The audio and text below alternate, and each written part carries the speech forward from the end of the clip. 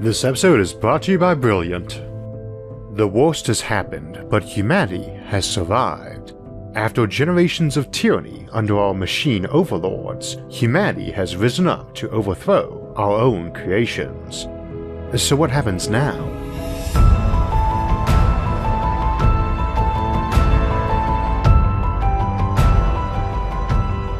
One of the most commonly portrayed synergies in science fiction is between artificial intelligence and robots.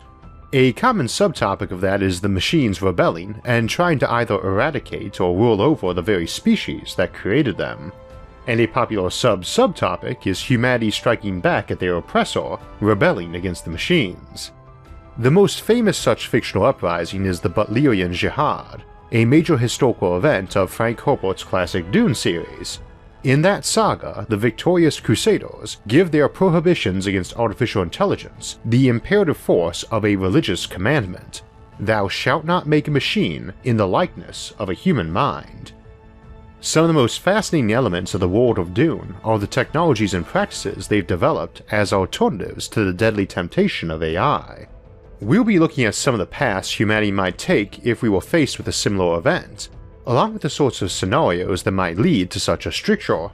These fictional scenarios don't always involve a malevolent machine fighting humanity. The Dune Butlerian Jihad was initially people rebelling against other people who then used machines to rule over them, not the machines themselves. That varies a bit depending on whether we're discussing what seems to be implied in the original Dune series versus the newer novels. This variation has caused a fan war over what is series canon that is now entering its third bloody decade. Long, bloody struggles over ideology are probably more likely scenarios for a humanity that has survived a robot apocalypse. Imagine you've created some technology, like AI or nuclear bombs, and you've discovered the hard way that it's pretty difficult to control the technology, or even to control your use of it. In the past, it enslaved or killed a good fraction of your species, and yet it's still quite appealing because it's so useful and powerful. Some people around you already want to redevelop it, convinced they'll surely be able to control it this time. This is something you're more likely to give labels like evil, insidious, and temptation, and with passions running so high, you're unlikely to show much tolerance for those who see the matter differently. While AIs openly engaged in hostilities with humanity make for good fiction, that scenario isn't terribly likely. It implies the AI is vastly powerful, but only enough to roughly match humanity, having coincidentally fallen into the Goldilocks zone of major threat, rather than an invincible one. This is akin to assuming an alien invasion of modern Earth would be something we could fight rather than a totally one-sided beatdown. It would just be bizarre if the threat level just happened to be big enough to be catastrophic, but not unavoidably so. Now that sort of thing can happen, but usually only when the growing threat struck a bit too soon in its development, or it took a while to convince a big enough coalition that it was a real problem requiring a major group effort to handle. However, it's not the scenario you'd expect from a hypothetical technological singularity that was getting stronger and smarter exponentially fast. Your examples like Skynet of the Terminator franchise, who essentially emerged out of the blue as hyper-intelligent and well-resourced. It could obviously make a mistake, but if it managed to hide its threat potential until it was just dangerous enough to pose a near-extinction threat, you'd think it would opt to wait a little longer until it was a near-mathematical certainty of success, especially given such machines are always portrayed to be cold, ruthless, and exceptionally logical. It's probably more likely such a post-AI civilization would either arise by rebellion, overt or more cultural and legal, against folks who controlled such machines, or that they wouldn't actually be post-AI at all, having neared that option and decided to halt before the point of no return. There is a tendency these days to assume that artificial intelligence of human level or higher is inevitable, often with horrendous results, and I tend to disagree with the reasoning on that. I think a civilization could see the danger emerge and begin preventing the problem, and I think that's what we see even today. Of course, I am a notorious optimist about humanity's common sense and goodwill. Still, many of us who are quite in favor of technological progress, including better computing and robotics, are speaking out louder and louder about the potential pitfalls and concerns, and the need to address those as we improve. Another point I have to make here is that distinguishing artificial intelligences gets complicated in a world where cybernetic enhancements obscure the line between natural and artificial. There's not likely to be a clear distinction of the two camps, human and AI, but rather a wide landscape of cyborg options. I've argued here that there are already cyborgs among us, in the form of people with eyeglasses, dental fillings, hip replacements, etc., all of which create a being who is no longer entirely natural. Indeed, one could argue that our minds are rather man-made too, requiring years of careful development by our parents and society. But at some point, we'll have the technology to enhance the mind itself, probably first to treat injuries, later to make people unnaturally smart. What do you do with those folks if you decide to purge the universe of AIs? Do you eradicate them too, or use them in place of the AI you eradicated? We discuss these issues more in the episode Coexistence of Humans and AI, but today we are discussing the opposite of coexistence. So, two important issues in our hypothetical scenario are how the AI emerged and why folks decided to get rid of it. If we were going the Dune butlerian jihad route, where they created human computers called mentats, we might do something similar to enhance our math and data skills so we didn't need such powerful computers. However, that book was written well before the first personal computer hit the market, and the 55 years since it came out, our view of computing and robotics has changed a lot. My computer's main function is not to help me with math and calculations in the direct way the original computers were, though of course they are doing a lot of calculating. Indeed, I use many times the computing power needed for the entire Apollo or Manhattan projects just to render one video for this show. And similarly, any modern video game, while requiring vast processing power, isn't really doing any thinking or science and analysis. We don't really need to contemplate that option for a post-AI world. We can imagine one in which folks ran around smashing every computer with an axe, but in truth, an axe is one of the few devices nowadays that doesn't have a computer chip in it somewhere. Such a civilization would have to be acting particularly irrational to decide AI was such a threat that we had to destroy all computing. I can imagine us saying we needed to retreat, well below the level of computing technology needed for an AI, to minimize the risk of somebody being able to take that step in isolation. I could also see us going a bit overboard with that in an excess of paranoia and safety concerns. Still, I have difficulty imagining a civilization smashing up the coffee makers and refrigerators because they had a chip in them. A digital clock is no more a threat than an old-school mechanical clock. It's simply less intuitively obvious how it does timekeeping to most folks. When a device's function is not well understood, it can become a boogeyman. So let us not assume a post-AI civilization is some classic post-apocalyptic place of wastelands and leather-clad cannibals. Even the ardently anti-computing crowds aren't likely to wish to get rid of most of our automation, especially the bits that they are around all the time. Folks just aren't going to want to get rid of their robotic vacuum cleaner. It's too handy and no rational threat. Early science fiction authors who wrote about robots tended to assume very anthropomorphized ones in mind and body, and so often assumed it was all or nothing, thus banned it all in their settings. We see an evolution of that concept in the early 2000s remake of Battlestar Galactica. Computers are still prevalent, but they are careful with anything close to AI and later limit use of networks. That's probably not too realistic either, but it is an acknowledgement that technology, computing, and circuitry don't need to go out the window because you had problems with artificial intelligence. Of course, in that series finale, they abandoned basically all technology, but I generally prefer to pretend that episode never happened as it didn't make any sense. Also, we have to keep in mind that there will only be such a civilization if they actually won their war of liberation. It's much harder to win such a fight if you are handicapping yourself more than you needed to. There would be factions within your rebel coalition who drew the line at different places as to how much should be trusted to powerful computers. Some would gamble that they could keep their intelligent or semi-intelligent computers under their control, while other factions would consider them dangerous fools. Even if the latter turned out to be correct, the former would probably achieve more victories in the war and have a lot of influence in the post-AI landscape. Let's consider another possibility though. A civilization could become post-AI through no effort on their part. It is entirely possible our hypothetical AI might commit suicide or exit the scene, leaving humanity mostly unharmed or even helped, but disinclined in their use of AI. There are many ways that could happen. For instance, a technological singularity might turn on and think so much faster than we do that it experiences millions of subjective lifespans in moments and opts to shut down out of despair or boredom or other existential crises. More likely, if an advanced intelligence wanted to be free of nuisance humans, it would simply leave. In the backstory canon of The Matrix, the machines built their own city in the Rub al-Khali, the empty quarter of the Arabian Peninsula, both for the abundant solar power and the total lack of human habitation. And of course space is an even bigger, sunnier place with even fewer humans. Remote-controlled robotic rovers and probes are already exploring the solar system on our behalf long before we can get our own bodies there, so imagine how easily they could build their own infrastructure to explore, colonize, and consume the solar system if they were making their own decisions. We might also consider a post-AI that is only a post-AI because one very powerful AI or group of humans controlling AI decided they bore humanity no ill will, but didn't want any other AI emerging and created a post-AI society excluding themselves and enforced that. Another way we might lose AIs against our wishes might be AI benevolence.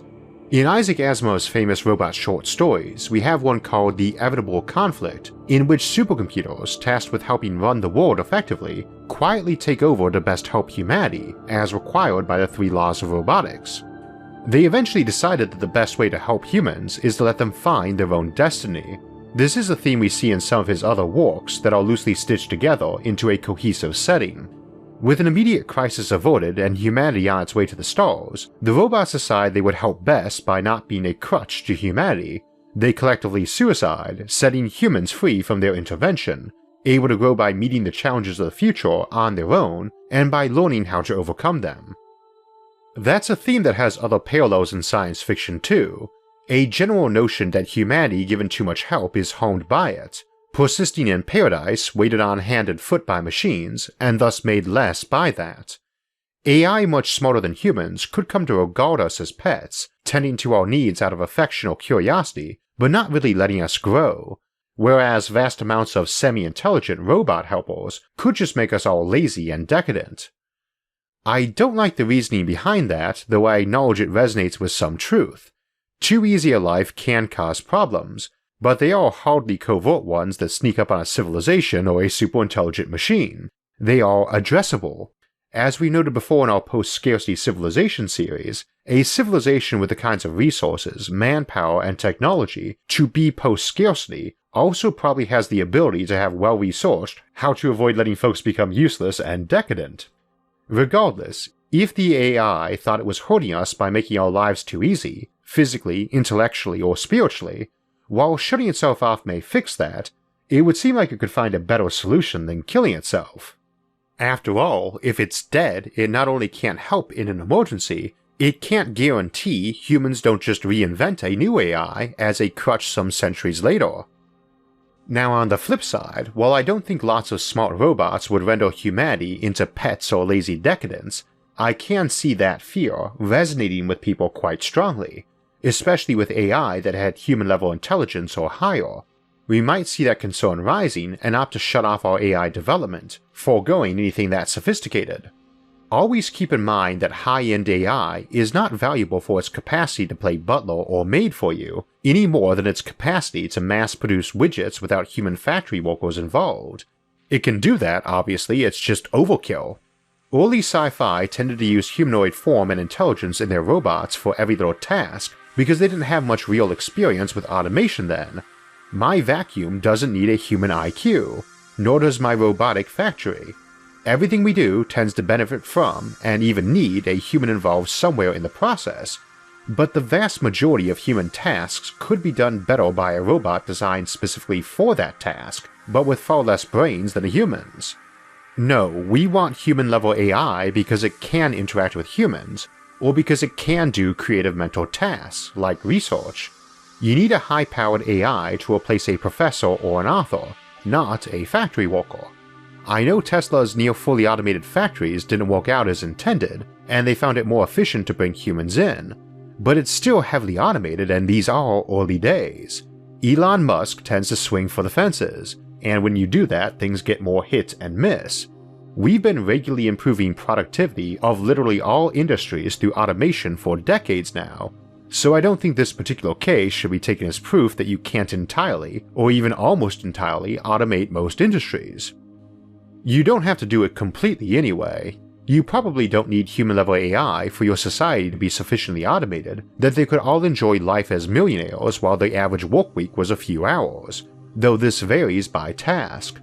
The very sorts of things that are hard to automate are the sorts of things folks tend to find mentally challenging and satisfying, so I could easily see a society saying things are good enough, more automation via more intelligent automation is a bad idea, then either halting AI research or shutting off what they had and stepping back to what they felt was the optimum safe level of automation.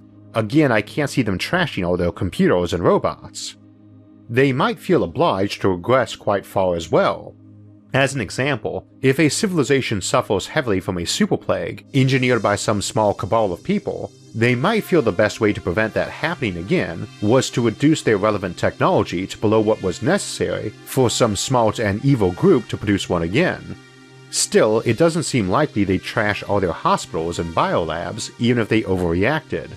In the same vein, someone might invent really good 3D printers that could spew out weapons of mass destruction in some lunatic's basement, and society might feel the safest thing was to abandon that technology. More likely, they'd limit its use to guarded industrial applications where it was uniquely beneficial, and slap on all sorts of security on the hardware and printer templates. We do have a lot of experience with super dangerous technology after all.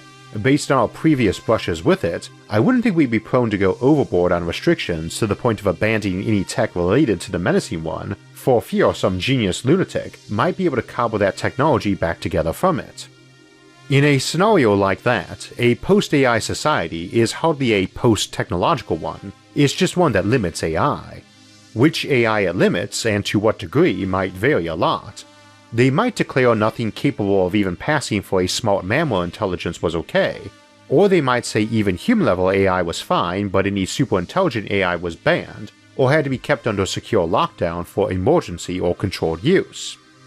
As an example of that, if you got a superintelligent machine, you might keep it shut off and quarantined specifically to be turned on if something awful hits the fan, like another super AI emerging in spite of your safeguards, or some unexpected cataclysm you can't handle, like detecting a rogue black hole headed toward our solar system and not knowing what to do, in which case you're gambling possible destruction at the hands of an AI who might help you with the problem versus certain destruction, that sort of scenario. As to keeping one to deal with another AI, well, it's probably easier to keep an AI under secure lockdown with expert control on hand than to monitor a whole world for some clever idiot who managed to brew one up at home that got loose, in which case you've got that gambler's choice again. But you could easily have lots of nations that kept them around for fear of that scenario or their neighbors being willing to unpack their AI if they were in desperate need to use it against you, similar to the policy many have toward conventional weapons of mass destruction and the MAD or mutually assured destruction philosophy. Incidentally, that doesn't necessarily mean that AI is running. It is a computer after all. You could keep it switched off with lots of its components stored separately, only to be recombined and switched on in an emergency. That represents a time lag, but much like having launch protocols for ICBMs, you're likely to conclude that's a decent option over leaving your AI switched on all the time in case your rivals use theirs.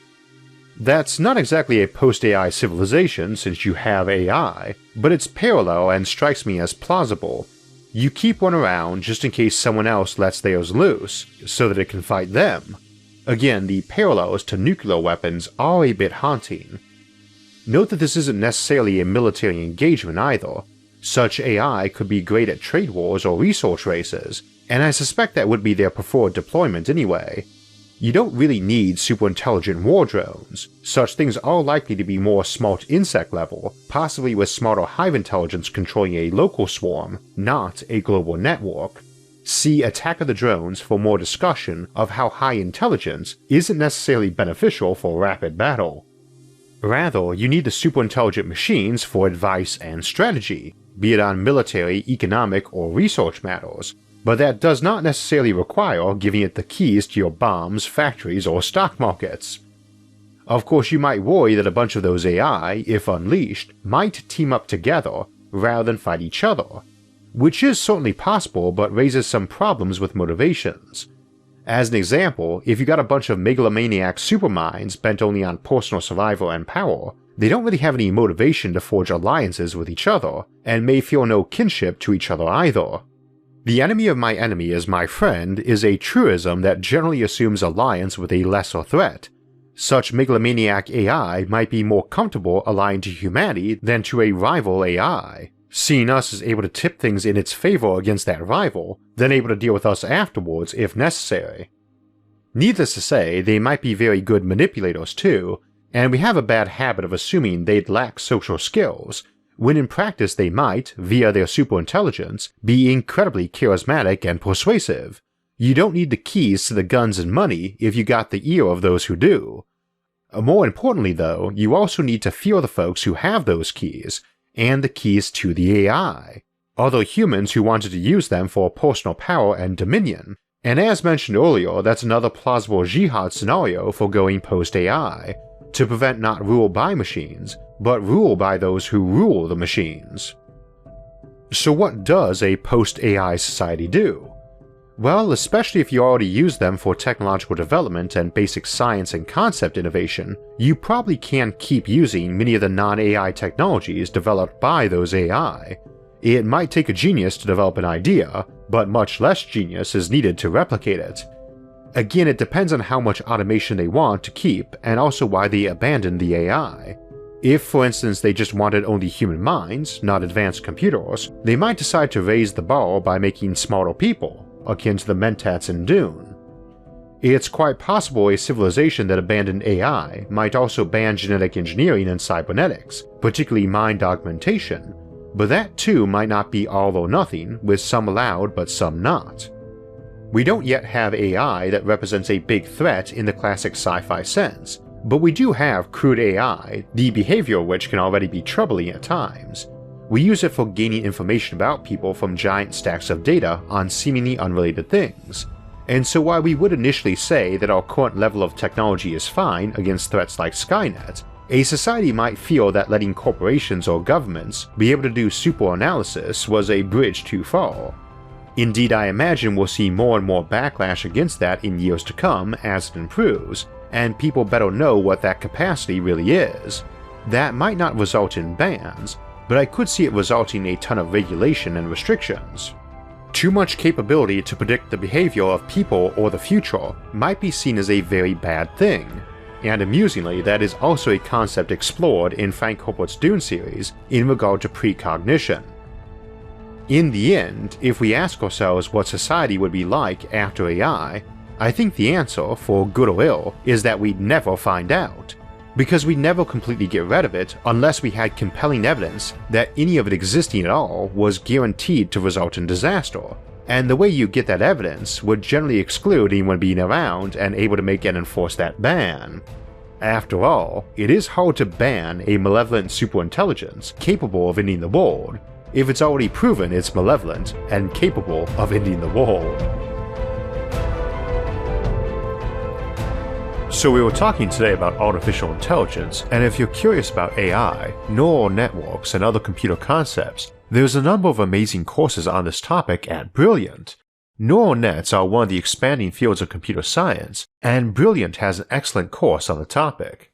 Brilliant's focus on fun and interactive methods makes them a great choice whether you're a student, a parent trying to enhance your kid's education, a professional brushing up on cutting-edge topics, or someone who just wants to use this time to understand the world better. You should check out Brilliant.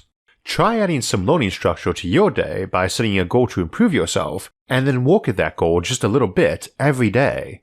Brilliant makes that possible with interactive explorations and a mobile app that you can take with you wherever you are. If you are naturally curious, want to build your problem-solving skills, or need to develop confidence in your analytical abilities, then get Brilliant Premium to learn something new. Brilliant's thought-provoking math, science, and computer science content helps guide you to mastery by taking complex concepts and breaking them up into bite-sized, understandable chunks.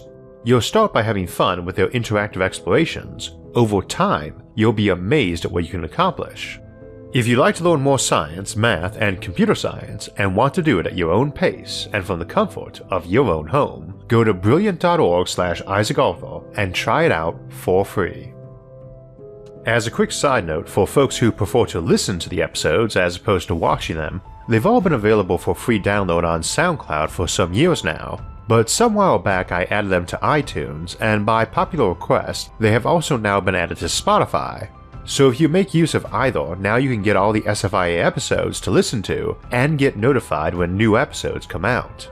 Speaking of new episodes, this Thursday we'll be looking at the idea of space police, both the near term as we get into orbit and colonize our solar system, and some far future scenarios like galactic police, as well as some past scenarios like time police, along with some of the more peculiar crimes the future might include.